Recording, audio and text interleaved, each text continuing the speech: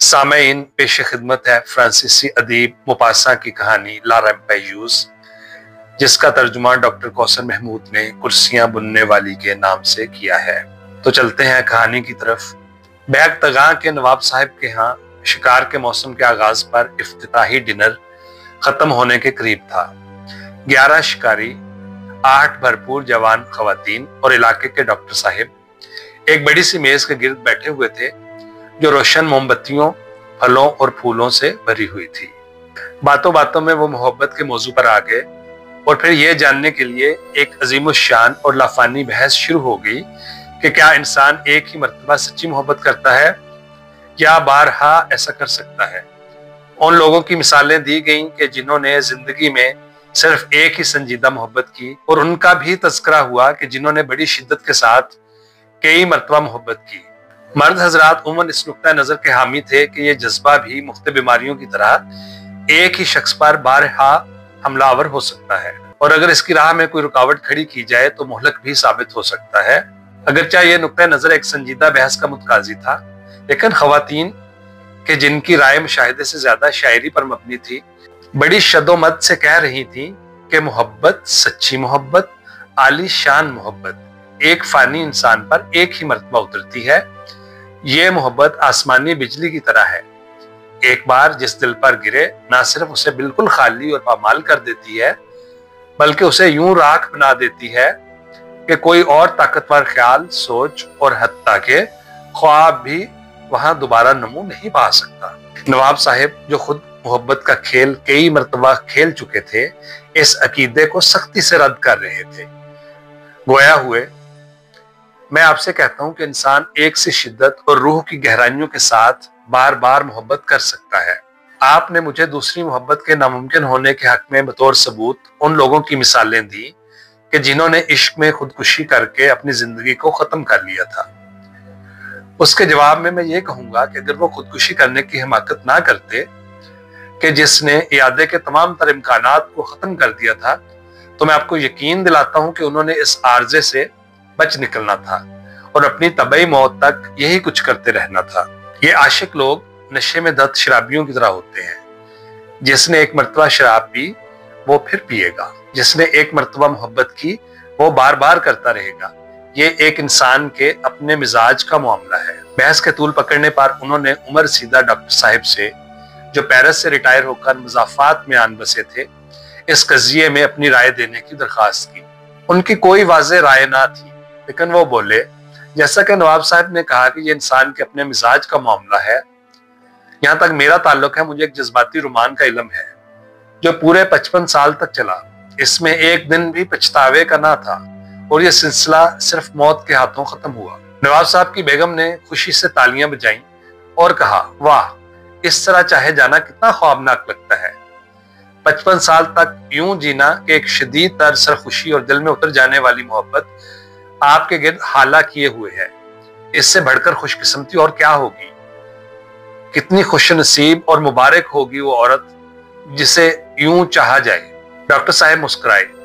در حقیقت مادام، اس بات کو مت بھولیے کہ اس قصے میں محبوب ایک مرد ہے، اور آپ اسے جانتی بھی ہیں، وہی نواحی بستی کے دوا ساز فارماسسٹ موسیو شوکے، اور آپ اس عورت کو بھی جانتی ہیں، وہ کرسیاں بننے والی بوڑھی عورت جو سال کے سال کرسیوں کی بیٹھی ہوئی گدیوں کو دوبارہ بھرنے اور مرمت وغیرہ کرنے کے لیے آپ کی حویلی میں آیا کرتی تھی۔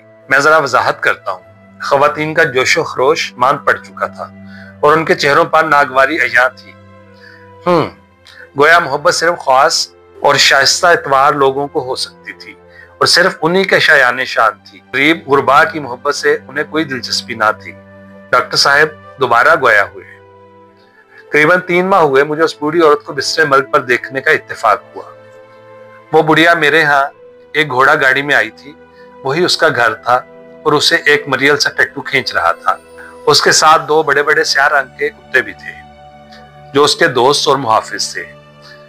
جناب پادری صاحب بھی وہاں پہلے سے موجود تھے۔ اس عورت نے ہمیں حلفاً کار مختار مقرر کیا اور اپنی آخری وصیت کی حقیقت حال کو سمجھانے کے لیے اپنی ساری زندگی ہمارے سامنے کھول کر رکھ دی۔ میرے علم میں اس سے زیادہ منفرد اور دلخراش داستان کوئی اور نہیں۔ اس کے ماں باپ دونوں گھوم پھر کے کرسیاں بننے اور مرمت کا کام کرتے تھے، سو ان کا کوئی مشکل گھر نہ تھا۔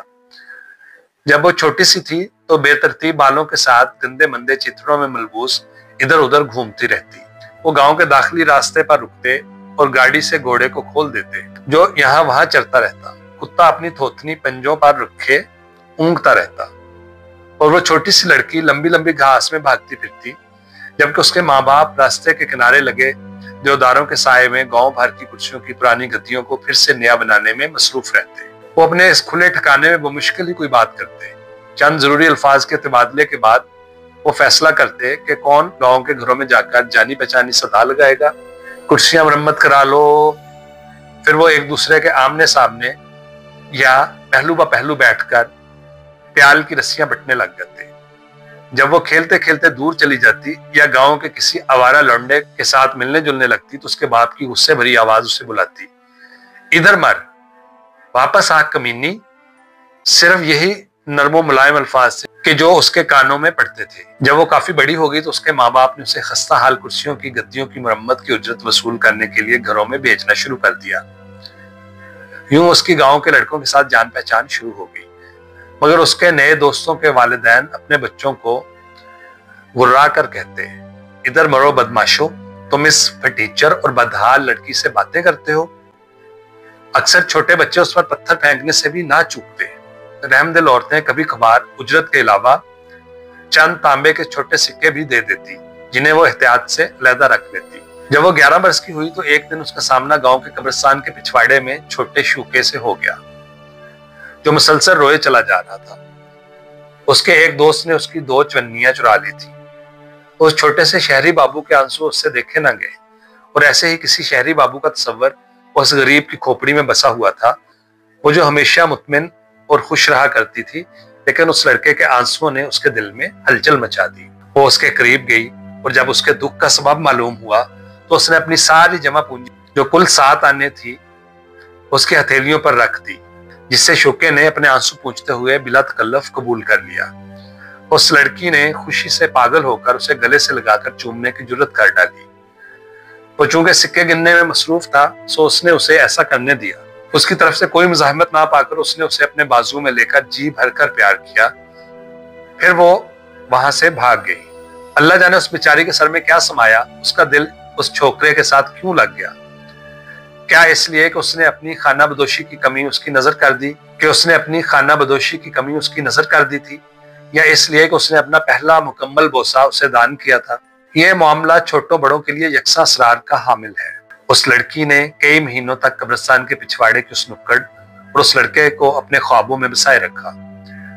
اسے دوبارہ دیکھنے کی امید میں اپنے والدین کی اجرت سے بھی پیسہ 2 پیسہ ادھر ادھر کرنے لگی اور گھر کا سودا سلف خریدنے میں بھی 2-4 پیسے مار لیتی۔ وہ جب اس چھوٹے فارماسسٹ سے دوبارہ ملی تو اس کی جیب میں 2 فرینک کی غیر معمولی رقم تھی، لیکن وہ اسے بمشکل ہی دیکھ پائی۔ وہ اس کے والد کی دکان کے کاؤنٹر پر رکھے ایک سرخ رنگ کے مرتبان اور فیتا نما کپڑے والے مرتبان کے درمیان سے دکھائی دینے والی اس کی ایک جھلک سے ہی خوش ہو گئی۔ وہ بے حد صاف ستھرا لگ رہا تھا۔ وہ مرتبانوں میں مختلف رنگوں کی دواؤں اور دوا فروشی کے شفاف پیمانوں کی چمک دمک کے سحر میں گرفتار ہو گئی۔ اس کے دل میں محبت کے سوتے ابلنے لگے اور وہ اس جذبے کی شدت سے وجد میں آ گئی اور اس کی انمٹ یاد کو دل سے لگائے رکھا۔ جب وہ اسے اگلے برس ملی تو وہ گاؤں کے اسکول کے حق میں اپنے دوستوں کے ساتھ کنچے کھیلنے میں مصروف تھا۔ اس نے لپک کر اسے اپنی باہوں میں بھر لیا اور اسے اس شدت سے چومنے لگی کہ وہ ڈر کے مارے چلانے لگا۔ پھر اسے چپ کرانے کے لیے اپنی تمام رقم جو 3 فرانک اور 20 سو تھی اسے دے دی۔ اس کی آنکھیں پھٹی کی پھٹی رہ گئی۔ یہ واقعی اس کے لیے ایک بہت بڑا خزانہ تھا۔ اس نے وہ رقم رکھ لی اور اسے اپنی من مانی کرنے دیتا کہ وہ اسے جتنا چاہے چوم سکے۔ اگلے 4 سال تک وہ اپنا تمام اندوختہ اس کے ہاتھ پر رکھتی رہی، جسے وہ اپنی مرضی سے دیے جانے والے بوسوں کا معاوضہ جان کر اپنی جیب میں ڈال لیتا۔ ایک مرتبہ 3 تانبے کے سو تھے، ایک مرتبہ 2 طلائی فرانک اور ایک دفعہ 12 سکے، اور اس مرتبہ تو وہ دکھ اور مجبوری سے رو دی تھی کیونکہ وہ سال کڑکی کا تھا۔ آخری بار 5 فرانک کا اور ایک بڑا گول سکہ جسے دیکھ کر وہ بڑے مطمئن انداز سے مسکرا دیا تھا۔ وہ صرف اس کے خیال میں رہتی اور وہ بھی ایک خاص بے چینی کے ساتھ اس کی آمد کا منتظر رہتا۔ اسے دیکھتے ہی وہ اس کی طرف لپک کر جاتا اور اس بیچاری کا دل बल्लियां उछलने लगता। फिर वो अचानक गायब हो गया। उसने बड़ी चालाकी से बात मालूम कर ली कि उसे कॉलेज में दाखिल करा दिया गया है। उसके बाद उसने क्या क्या जतन ना किए ताकि उसके माँ बाप गाँव का सालाना फेरा उस वक्त लगाएं कि जब स्कूल कॉलेज में छुट्टियां हुई। वो सारा साल मुख्तलिफ हीले बहानों में लगी रहती और बिलाखिर अपने मकसद में कामयाब हो गई, लेकिन पूरे 2 साल तक उसे देखने से महरूम रही थी। और जब 2 साल बाद उसे देखा, वो उसे बमुश्किल पहचान पाई। वो बिल्कुल तब्दील हो चुका था। उसका कद और लंबा हो चुका था, वो और ज्यादा खूबसूरत हो गया था और उसकी कमीज पर सोने के बटन लगे हुए थे। वो उसके पास से तफाखराना गुजरा, ये जाहिर करते हुए कि उसने उसे नहीं देखा। वो इस बात पर 2 दिन तक रोती रही और उस दिन से उसे एक मुसलसल रोग लग गया। वो यूं ही हर साल आती और उसके सामने से गुजरते हुए उसे सलाम तक करने की हिम्मत ना कर पाती और उसे भी तौफीक ना होती कि वो उस पर अजराहे करम एक नजर ही डाल ले। वो उसे टूट कर चाहती रही। उसने मुझे बताया, ये वाहिद मर्द है जिसे मैंने रूए अर्ज पर देखा है। जनाब डॉक्टर साहब, मुझे इल्म नहीं कि और मर्द भी इस दुनिया में मौजूद है या नहीं। उसके वालिदैन फौत हो गए तो उसने उनका काम संभाल लिया, लेकिन उसने एक के बजाय 2 कुत्ते रख लिए, 2 खौफनाक कुत्ते कि जिनका मुकाबला करना मुश्किल था। एक दिन उस गांव से लौटते हुए कि जहां उसका दिल लटका हुआ था, एक नौजवान औरत को देखा जो उसके महबूब शुके की बाहों में बाहें डाले उसकी दुकान से निकल रही थी। वो उसकी बीवी थी और उसकी शादी हो चुकी थी।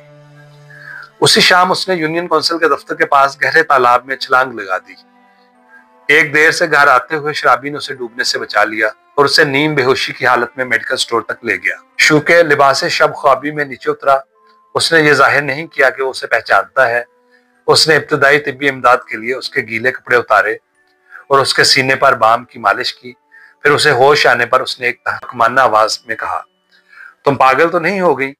इस तरह की हिमाकत नहीं किया करते। उसके जख्मी दिल पर मरहम रखने के लिए इतना ही काफी था कि वो उससे मुखातिब हुआ था और इसी बात से बहुत दिनों तक शादाओं फरहा रही, क्योंकि इस इलाज मुआलजे का कोई मुआवजा लेने को तैयार ना था। तो उसने इदायगी पर शिद्दत से इसरार किया। उसकी तमाम जिंदगी ऐसे ही गुजरी। वो कुर्सियां बुनते हुए शुके के बारे में सोचती रहती। हर साल वो उसे दुकान के शीशों के पार बैठा हुआ देखती। उसने शुके के मेडिकल स्टोर से छोटी मोटी दवाएं खरीदने की आदत सी बना ली। इस बहाने ना सिर्फ वो उसे करीब से देख सकती थी बल्कि बात भी कर सकती थी और हाँ, उसे पैसे भी दे सकती थी। जैसा कि मैंने शुरू में आपको बताया कि वो इस मौसम बहार के आगाज में मर गई, लेकिन इससे पहले उसने अपनी उदास कर देने वाली कहानी सुनाने के बाद मुझसे दरख्वास्त की कि मैं उसकी जिंदगी भर की जमा पूंजी उसके महबूब के हवाले कर दूं, कि जिसे उसने दिलो जान से चाहा था। उसने बताया कि वो सिर्फ उसी के लिए काम करती थी और ज्यादा बचत करने के लिए फाके भी कर लेती। उसे यकीन कामिल था कि वो कम से कम एक मर्तबा तो उसे याद करेगा, उसके मरने के बाद ही सही। उसने मबलग 2327 फ्रांक मेरे हवाले किए। मैंने 27 फ्रांक जनाब पादरी साहब को कफन दफन के अखराजात के लिए दे दिए और बाकी रकम मैंने अपने पास रख ली कि उसके आखिरी सांस लेने के बाद मैं शुके के हवाले कर सकूं। अगले दिन मैं शुके के घर गया। वो और उसकी मोटी ताजी बीवी एक दूसरे के सामने बैठे हुए थे। उन्होंने नाश्ता अभी खत्म ही किया था। उनके घर में दवाओं की बू फैली हुई थी और वो आसूदा और मुतमिन लग रहे थे। उन्होंने मुझे बिठाया, एक जाम कर्श का इनायत किया जिसे मैंने शुक्रिया के साथ कबूल किया। फिर मैंने भराई हुई आवाज में मुद्दा बयान करना शुरू किया। मुझे ये गुमान था कि शायद वो रो पड़ेंगे।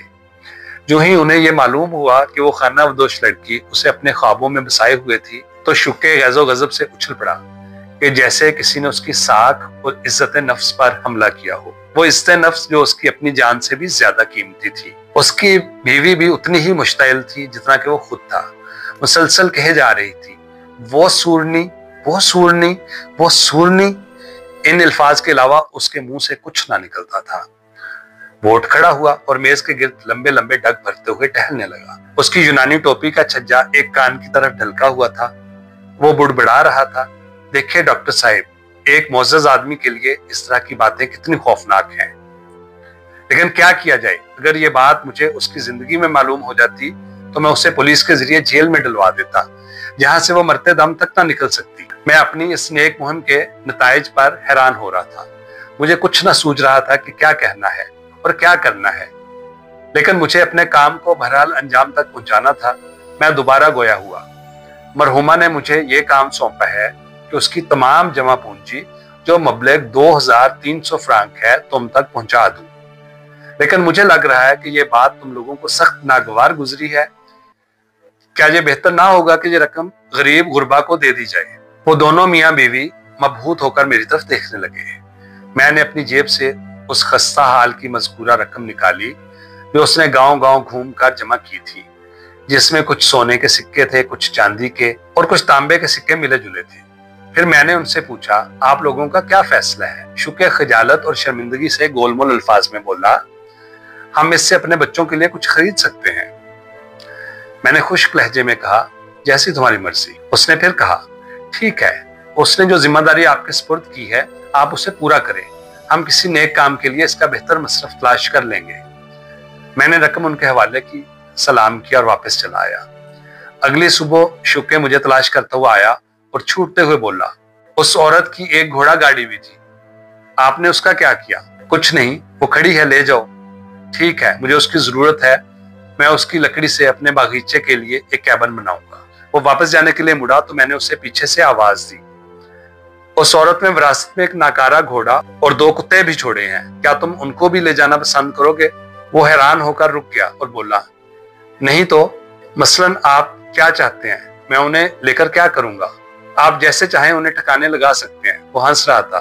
फिर उसने अपना हाथ आगे बढ़ाया, मैंने उससे हाथ मिलाया। आपकी क्या मर्जी है जनाब, एक ही मुकाम पर डॉक्टर और फार्मासिस्ट को आपस में शकरंजी नहीं रखनी चाहिए। मैंने दोनों कुत्तों को अपने घर रख लिया है। पादरी साहब का सहन काफी बड़ा था, वो घोड़े को ले गए और घोड़ा गाड़ी का शुक्र ने कैबिन बना लिया। उस रकम से उसने महकमा रेलवे के 5 हिस्से खरीद लिए। मेरी तमाम जिंदगी में सिर्फ ये एक शदीद मोहब्बत की दास्तान थी जो मेरे इल्म में आई। डॉक्टर साहब खामोश हो गए। नवाब साहब की बेगम की आंखों में आंसू तैर रहे थे। उन्होंने एक आह भरी और कहा, यकीनन सिर्फ औरतें ही मोहब्बत कर सकती हैं। कुर्सियां बुनने वाली, तहरीर मुपास्सा, तर्जमा डॉक्टर कौसर महमूद। इस कहानी के साथ मेरी एक और भी निस्बत है कि डॉक्टर कौसर महमूद साहिब के साथ उनकी जिंदगी के आखिरी चंद माह में मेरी न्याज़मंदी रही है, और जब उन्होंने ये कहानी तर्जुमा की तो ये तर्जुमा मुझे भी भिजवाया गया कि इसको देखिए और इस पर राय दीजिए। तो मैंने उनको एक ही बात कही कि मैंने कहा, डॉक्टर साहब, छोटा मुंह और बड़ी बात, हम इस पर क्या राय देंगे, हम आपके न्याज़मंद हैं और हमारे लिए ये एजाज़ की बात है कि आपने इस तर्जुमा के बाद हमें इस काबिल गर्दाना। अपना बहुत सारा ख्याल रखिएगा। अल्लाह निगहबान।